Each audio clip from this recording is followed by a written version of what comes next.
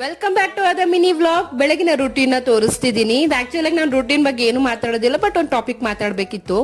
ನಮ್ಮ ಈ ಜನರೇಷನ್ ಅವರು ಸ್ವಲ್ಪ ಕೆಲಸ ಮಾಡಿದ ತಕ್ಷಣ ಅಯ್ಯೋ ಅಷ್ಟು ಕೆಲಸ ಮಾಡ್ದೆ ಅದು ಇದು ಅಂತ ನಾವ್ ಎಷ್ಟು ಸುಸ್ತು ಪಡ್ತೀವಿ. ಸ್ವಲ್ಪ ನಾವ್ ಯೋಚನೆ ಮಾಡಿದ್ರೆ ನಮ್ಮ ತಾಯಿಯಂದಿರು ನಮ್ಮ ಅಜ್ಜಿಯಂದಿರು ಎಷ್ಟೆಲ್ಲ ಕೆಲಸ ಮಾಡ್ತಾ ಇದ್ರು. ಈವನ್ ನಾವು ಕೂಡ ಇವಾಗೂ ಅಷ್ಟೇ ನಮ್ಮ ಅಜ್ಜಿ ಎಷ್ಟು ಕೆಲಸ ಮಾಡ್ಕೊಂತಾರೋ ನನ್ಗೆ ಆಶ್ಚರ್ಯ ಆಗುತ್ತೆ.